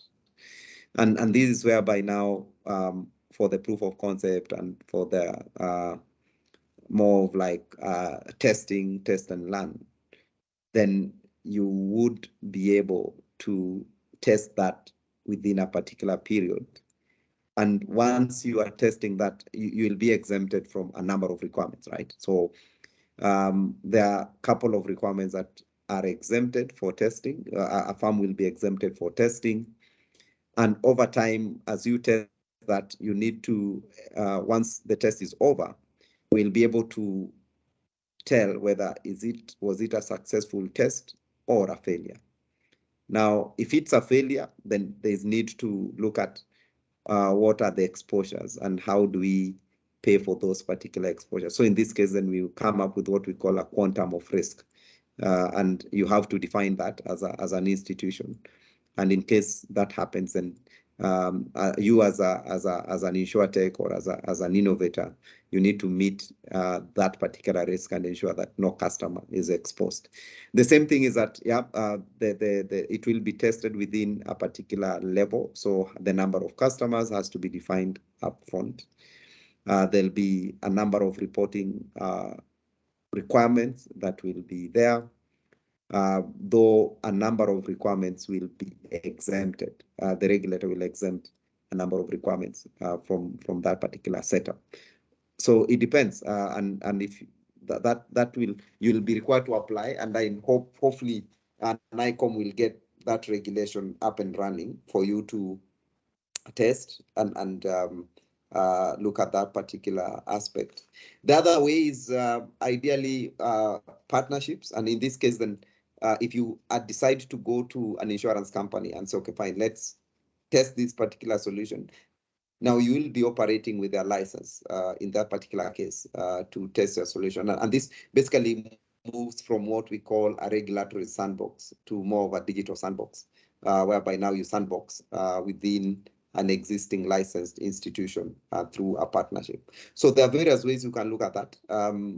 There are pros and cons around it. So for instance, if you don't have very proper service level agreements with your partner, then if the product becomes successful, then it will depend on how you decide, you sign the IPs and all that, so that you don't end up losing your product.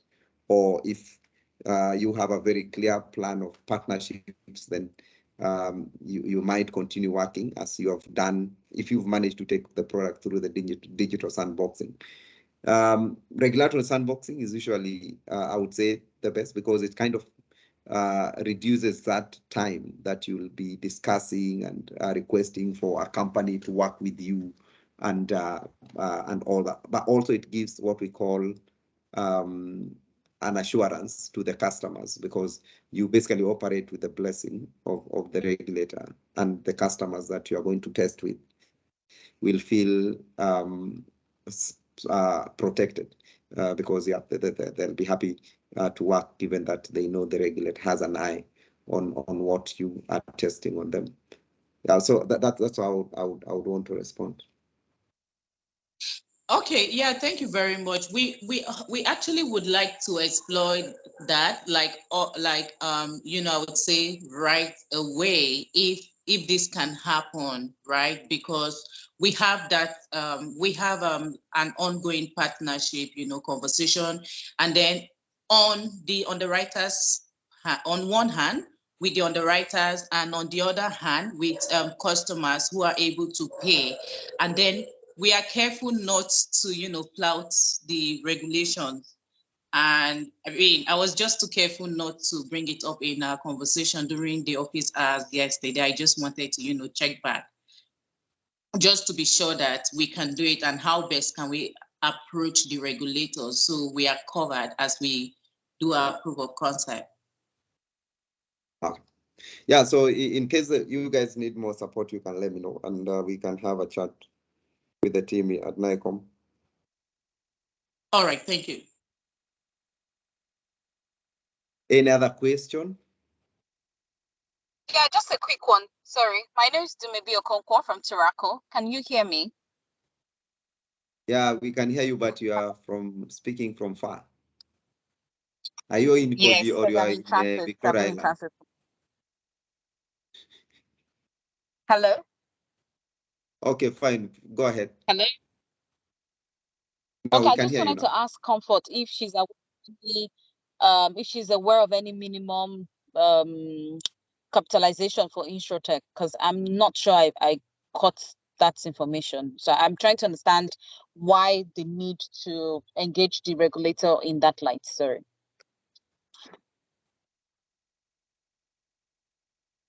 I don't really think there sorry. will be Elias, capitalization. Elias, But, yeah.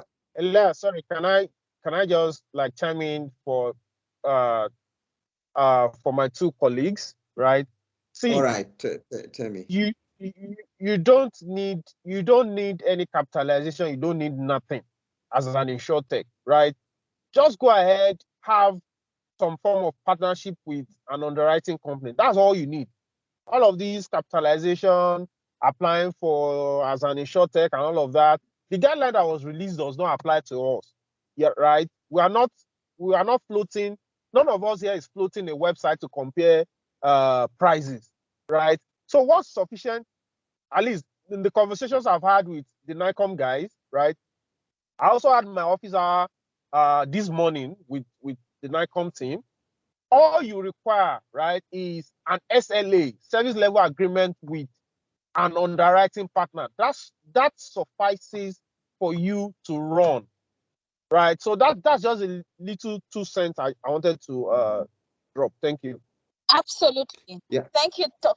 That's exactly what I wanted to emphasize. And I perhaps started off asking questions because sometimes you seek to understand you seek to be understood by understanding the person's point of view, right? So that's really what I was trying to get at. You don't need there are no regulations or minimum capital requirements.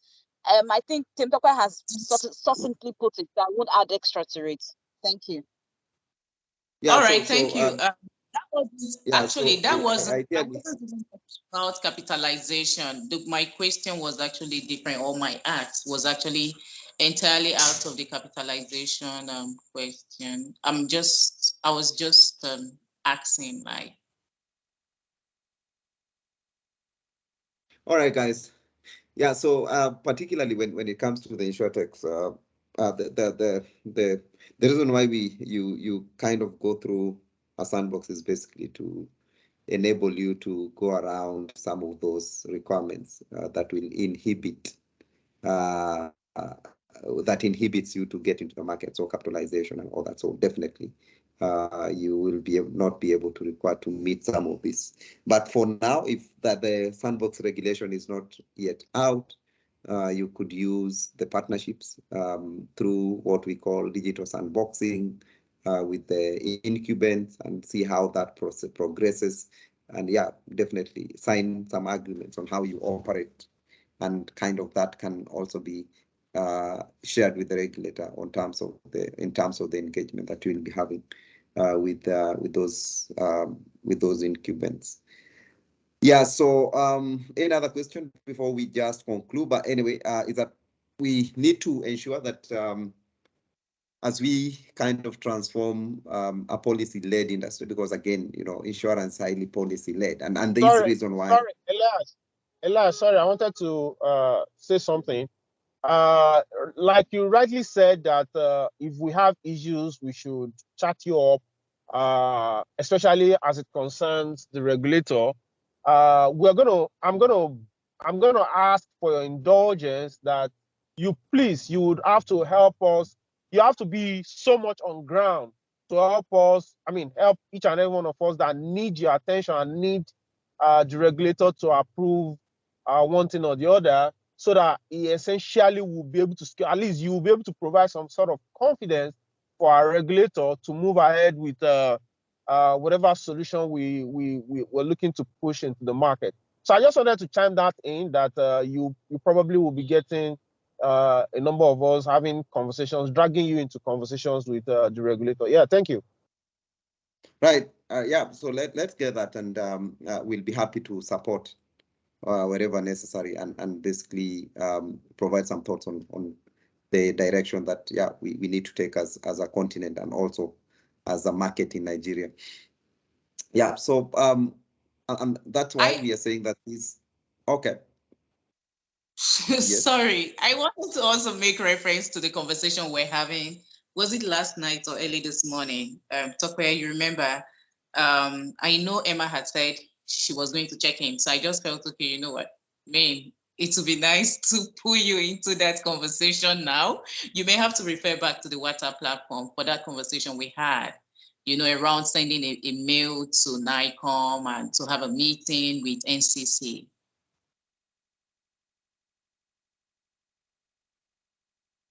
Okay. Right. So Elias, some of us are designing some other solutions around being able to get premium from customers' credit on their phone, right? This man, what's his name again? I've forgotten his name right now. Micro insurance company.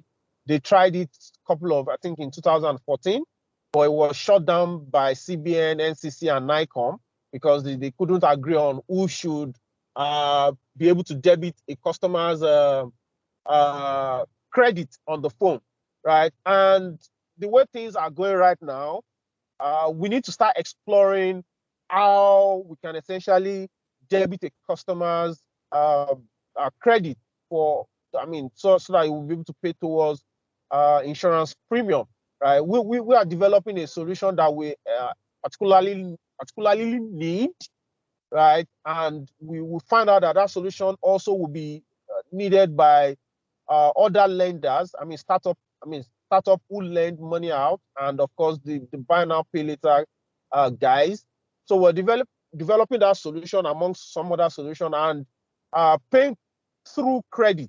The credit on your phone is part of the options we're looking at recouping daily payment or weekly payment, as the case may be, right? So that conversation with the Izano chief is quite important, that we need to make it between CBN, NCC, and NICOM. And I think NICOM would be very much willing to champion that conversation. And of course, we might also have to bring you into that conversation, Elias. Yeah, go ahead. Yes, they are willing. Actually, from the conversation that I had with them yesterday, they said, well, they're waiting for us. So it's a good time to take advantage of that. Sure. Yeah, so definitely let me know when we can come in and support wherever possible. We can have a session with you guys just to understand what solution you're talking about. So we can have a pre-meeting just to understand that. Then as we get into that discussion, we'll kind of give you the right guidance.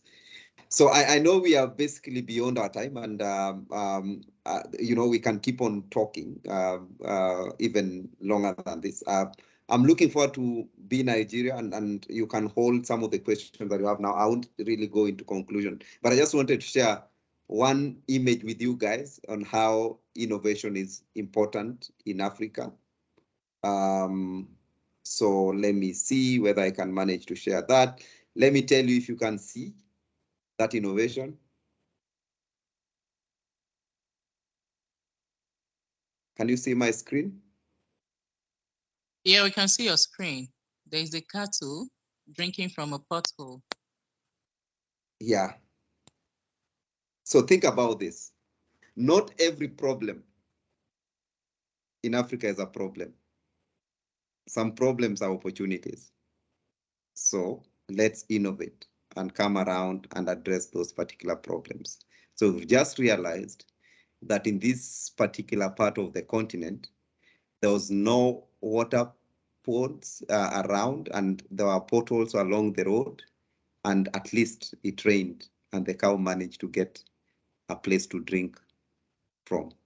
So mine is to say thank you, and I'm really privileged to speak to you this this evening, and we will continue engaging. I will be coming to Nigeria with my colleagues Zila and the team from Telistic, and we'll have more time to discuss. Just to conclude is that, yeah, we are here to make the rightful change, and we can be the change that Africa needs. Thank you. I'll take it back to, is it Marianne or is it, who is taking it from here? You guys, So tell me not who's on taking the it. call, and I was not around for most of the session.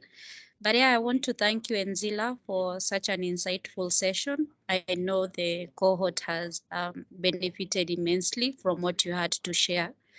So with that being said, thank you, Zila and Elias, and thank you everyone for joining. Thank you, guys. And I'm expecting Pepe soup.